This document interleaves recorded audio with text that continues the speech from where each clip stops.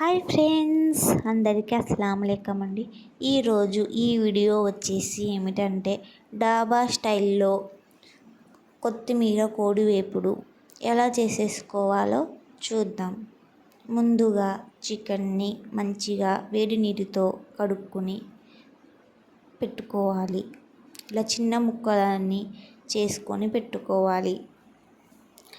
ఆ తర్వాత స్టవ్ వెలిగించి స్టవ్లో ప్యాన్ పెట్టి ప్యాన్లో ఆయిల్ వేయాలి 1 స్పూన్. ఆ తర్వాత మనం శుభ్రం చేసి పెట్టుకున్న చికెన్ని వేసుకోవాలి. కొద్దిగా ఉప్పు, కొద్దిగా పసుపు వేసుకొని మంచిగా కలుపుకొని పెట్టుకోవాలి. 5 మినిట్స్ మూత పెట్టేసి ఉడకనివ్వాలి. 5 మినిట్స్ తర్వాత మూత తీసేసి ఇలా మంచిగా కలుపుకోవాలి. మనం ఇలా వాటర్ అంతా పోయేంత వరకు బాగా ఉడకబెట్టుకోవాలి.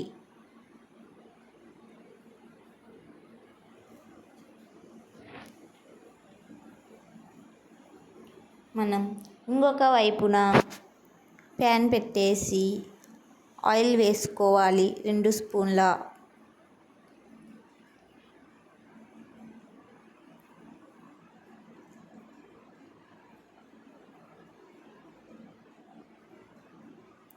ఆయిల్ వేడెక్కిన తర్వాత అల్లం కచ్చాపచ్చగా దంచినది వేసుకోవాలి. అది పచ్చి వాసన పోయేంత వరకు మనం వేయించుకోవాలి.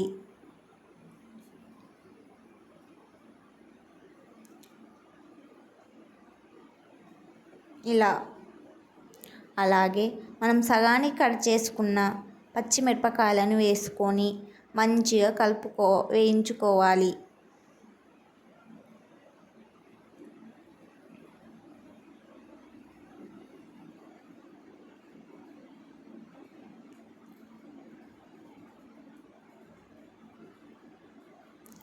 అలాగే కొద్దిగా ధనియాలను వేసుకోవాలి. వేసుకొని మంచిగా కలుపుకోవాలి.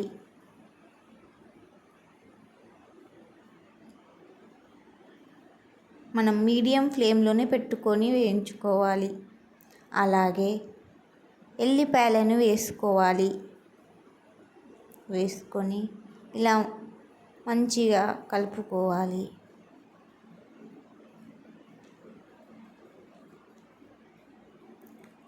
మనం ముందుగా కడిగి పెట్టుకున్న కొత్తిమీర, పుదీనా, మెంతి కూరను వేసుకొని అవి మూడింటిని బాగా వేయించుకోవాలి.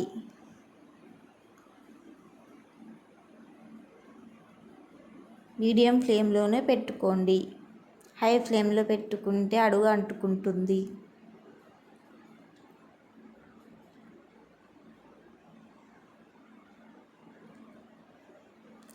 ఇటువైపున మనం చికెన్ని ఇలా బాగా నీరంతా పోయేంత వరకు వేయించుకోవాలి.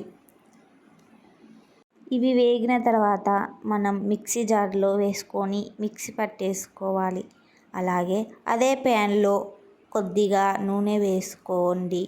నూనె వేసుకున్న తర్వాత 2-3 పచ్చిమిరపకాయలను వేసుకొని బాగా వేయించుకోవాలి.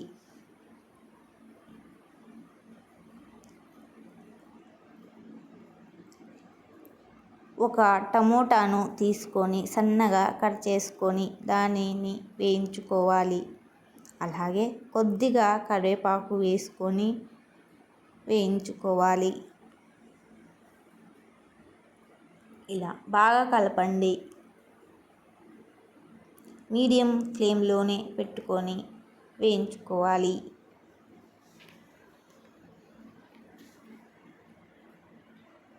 ప్లీజ్ అండి, నా ఛానల్ని సబ్స్క్రైబ్ చేసుకోండి. కొద్దిగా పసుపు వేసుకొని 5 మినిట్స్ వేయించుకోవాలి.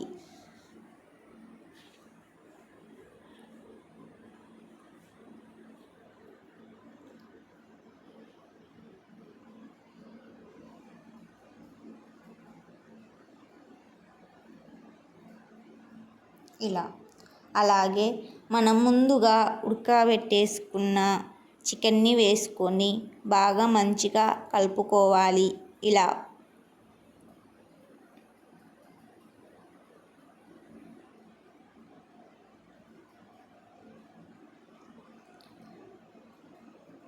మంచిగా కలుపుకోవాలి.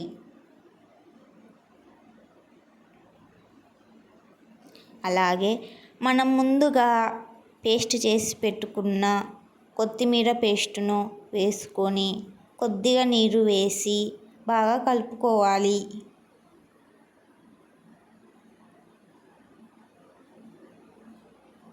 ఇలా బాగా కలుపుకోవాలి. అలాగే నా దగ్గర దిల్బార్ ఉంది, అందుకే నేను దిల్బార్ పౌడర్ వేస్తున్నాను. మీ దగ్గర ఈ పౌడర్ లేకుంటే గరం మసాలా కానీ ధనియాల మసాలా కానీ వేసుకోవచ్చు.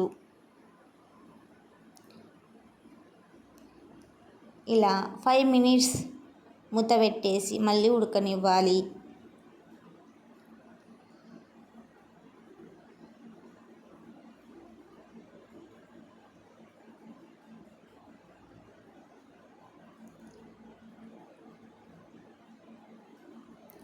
చూసారా, ఎంతో టేస్టీ అయిన డాబా స్టైల్ కొత్తిమీర చికెన్ ఎంత బాగుందో.